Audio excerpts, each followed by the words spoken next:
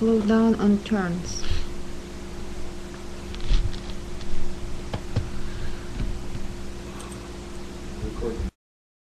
Are we on now?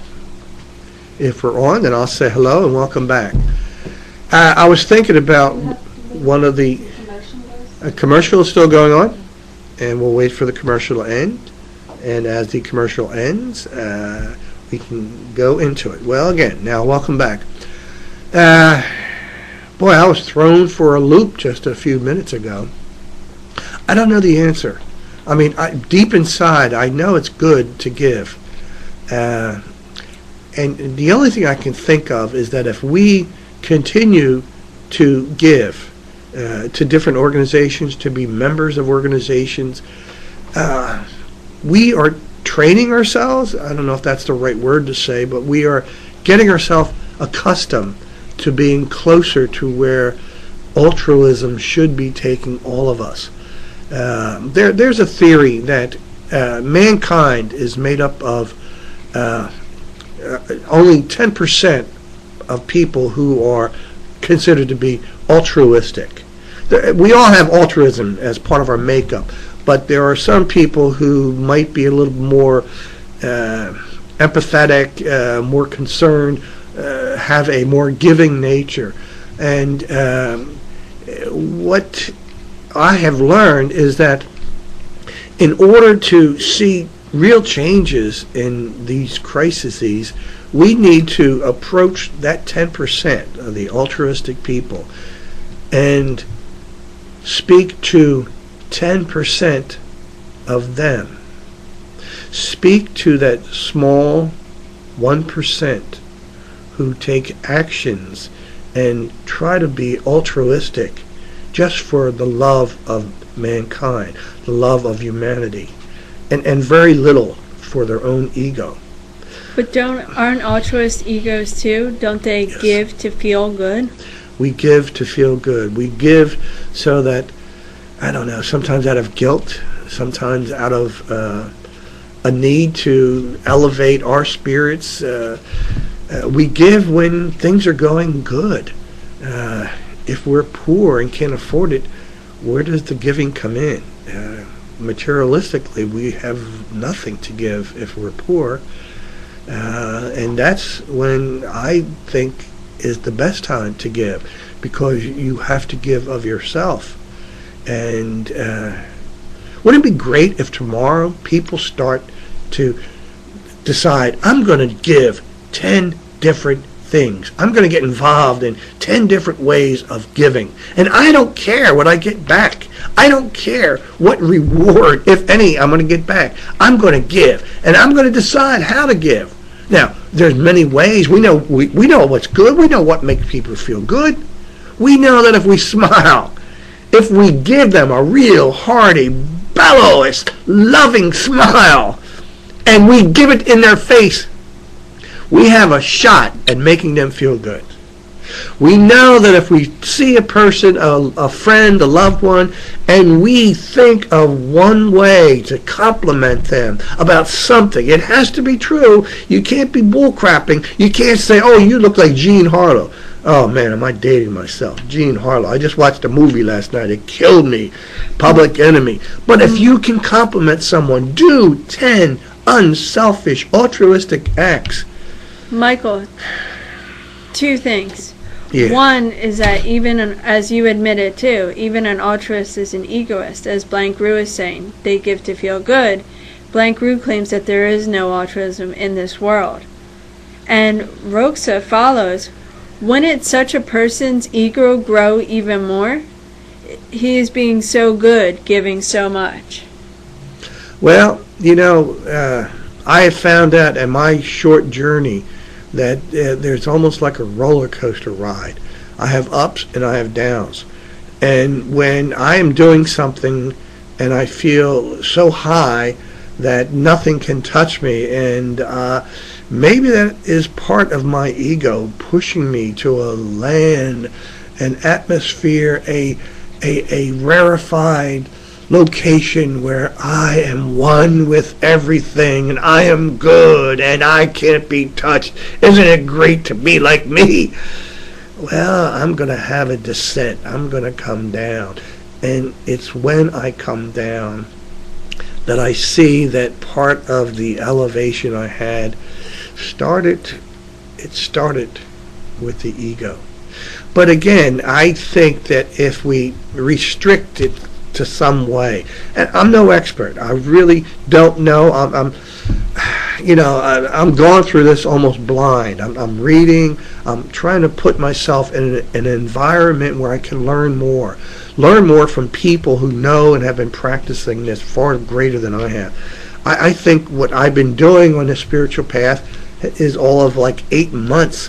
And so I'm just barely touching the tip of the iceberg. But as far as altruism goes,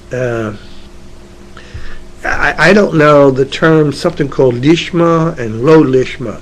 I think everyone wants to be in a perfection with the power that is above us. We want to be in adhesion with that power. We can't, but we can try to be using our ego and be like, to be like what we think lishma might be eventually. Michael, do you agree with Vassar Mutar, who says the real giving is a complicated issue? And Blank Ru, who follows up, we cannot understand it yet. We can try to learn. Amen. Amen, brother. Amen, sister. And how do you learn? Where do you go to learn? You all know you have very few choices in life. But one of the best choices we have, some would say it might be the only one, is our environment. And what do I mean by environment? I'm talking about a friend. I'm talking about the friends you associate with, I associate with, the materials I read, the things I watch via television or the internet. And lastly, someone that I can put my trust and faith in to be a teacher, someone that I've done research about and feel this person knows a lot more than I do, and I'm going to give him a shot. I'm going to listen to him. And if I don't like what he's saying, I'll just close up shop and go someplace else. And if you find a teacher that is as open as that, and if you can get something out of it, stay with it. What do you lose? What do you lose except for some time and a little bit of your effort? But it's the environment that I want to be around. I want to be around friends that are like-minded. Friends who maybe can give me a boot in the butt when they see that I am getting off the where I should be at. Or maybe to pick me up when I start to get down. And we all get down. We all have moments when, even though we try our best to be cheerful and outgoing and putting on that happy face, we need help to get back off the ground. That's the environment I'm talking about. And we all can have that. We can choose to be around people like that and to be able to talk to them. For Christ's sake, isn't it nice? Isn't it nice to be around someone who has the same interest you do or likes similar things to you and have similar goals as you do? And to not be afraid that what you say is going to turn them off or have them ridicule you, or to say, boy, this guy's not playing with a straight deck. I mean, what's he talking about? Next thing you know, he's going to be talking about angels. He's going to be talking about the devil. Hey, let's get away. You want to be around people that can help you grow. You want to be around people that will allow you to maybe teach them something. And when I found out about the environment, I'm supposed to be talking about crisis in environment, and here I am talking about regular environment. I found out that when I can go into a group and view the group as significantly more elevated than myself, I gain more. I don't mind being humble. There's something about humility that, I don't know, I always admired it. I found out that the people I admire most were the most humble. the people who didn't brag or around saying how great they were. Michael Wasser-Mudar is trying to urge you to give some advice. Do you have a solution for crisis, and what is it? The only solution, the only suggestion I can make is to stay on the altruistic path, to see how the crisis is going to knock most of us down to our knees, most of us to where we're not going to be prepared someday, where most of us are going to have to depend on the other person.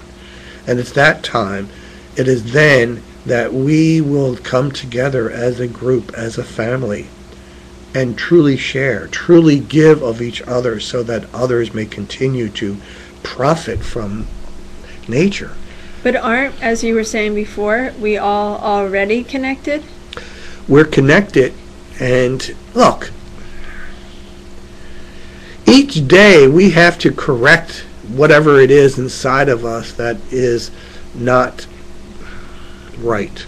Now, I'm not even sure I know what that means. I want to correct some of the bad things inside of me. Now, bad's not a good word either. I can be cruddy. I can be nasty. I can be full of anger. And, I was in Vietnam. I had to order people. I had to tell people to do things I'm not proud of. And I can be a bastard. I can be a prick. I don't want any of that. I don't want to do it. I've had to do it. I don't like having to have done it. And it's still there. I don't like it. But it's still there. And so I want to correct that. And there's many other things I want to correct. And once I get to the point where most of them are corrected, I'll be in more tune. I'll be more in sync with you. And you, through your individual corrections, will be better to help others through our mutual connection. Sorry for cursing. Blank Rue says, maybe if we know that the pain of others will influence us, we can do it? Or Yes, maybe we need to yes. try to change ourselves. I heard about this Buddhist monk who was being held over a spit fire, and they shoved a cattle prod up his anus, knocking on his teeth. And as his hair was being burned, he survived, by the way. He lost his sight, lost his hearing. But when asked, how did you get through it? What did you do? He said that he thought of people who were in far worse situations than himself. I don't know if I could ever do that. I don't know, but I know that unless we place ourselves as lovingly and as compassionately as we can, try to place ourselves in the suffering of another, we can't even begin to feel our humanity. We must know that the connection starts from our heart. The love and compassion humbly starts here. Roxa says, maybe we are all closely connected already, as you said, and are actually inside a certain system that works regardless of whether we know it or not. I like that.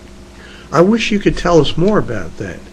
Maybe we are already connected, and maybe we just haven't had the correct lens to see that we are all connected, and that we don't need to change too much to allow all of us to see that we are closer to being one than not being one. And that would provide us with a more optimistic view of tomorrow and tomorrow and tomorrow, and to give us the hope that we need despite any catastrophe that's thrown our way. Maybe that's the answer. Maybe that is where we need to look for the hope despite the calamity. I don't have the answers. Crisis will continue, and we will have to deal with them, each one, day after day, minute after minute, And looking back, we will have to ask ourselves, did I make the right choice while dealing with that crisis? Has it brought me closer to where I should have been in the first place? Am I better off? Not physically, not materialistically, but am I as a human being more in balance with nature, more in tune with the connection that I had, lost, and have to regain? I don't know. I want to be connected. I want to be one with you and everyone else. Foster Mutar says crisis is everywhere, and you're talking about altruism. How can you explain this altruism to the whole materialistic world? You can explain it one letter at a time, one word at a time, one sentence at a time. I remember a man who was in his late 60s, and he wanted to spread what he saw as the vision, and he stood before a printer's case, and he had to reach over and get one letter after another. And I don't know if you're familiar with printing. They have the composition stick, and the S's and the E's would have the biggest allotment because they are the letters used mostly. And this aging man, this is 1953, he had this rickety old printing press, but he had a direct connection to the mysteries of life. And there he was, working out of this printer's case, putting type together and shuffling off to the old printing press so that you and me and the rest of the world could find out that it is possible to come together. It is possible to have altruism despite the materialism all around us. He is a person that died 1954, and he was one of the greatest teachers in the 20th century, if not in the past 250, 300 years. Poor materialistically, but so rich. And he's given us so much to learn and to benefit from. That's what I mean about altruism. That's what I mean about trying to learn more, to be closer to what is more meaningful in life. I'd like to be like him. I like to be able to help spread whatever tiny little wisdom. Who am I? What am I? I don't know much. I'm just a dumb Greek kid, growing up in the streets of North Philadelphia, getting into trouble, getting out of trouble, and thinking that I have just something small to share with another human being. Maybe something that I had to learn the hard way, or maybe I can learn from you because you had to learn it from the school of hard knocks. I don't know. But it's only through the sharing, it's only through our communicating together that we learn there is another way, there is a better way. And it's through sharing. It's for doing for others. It's for being altruistic. Am I pronouncing altruistic correctly? Yes. It is. It's altruistic or altruistic? Al, like, Al's Deli at the corner. Altruistic, altruistic. I don't know. But we know what I mean. Altruistic, altruistic. Yeah. I think it's either or. Okay, we'll go with the either or. And that's what we have on Crisis for this evening. It's something that we have to deal with on a regular basis. It's going to come up, and we have to learn that we can get so much out of it, that we can be better because of it. I understand that we're running out of time, and I want to thank you for being here, and we're hoping that we can stay tuned and come back to see you maybe next week. And now keep in mind that we're going to have a congress of sorts for a lot of people who want to learn more about spirituality. That'll be April 1st through the 3rd in New Jersey. If you want to know more, perhaps someone in the powers that be can inform you. Take care. We'll see you next time.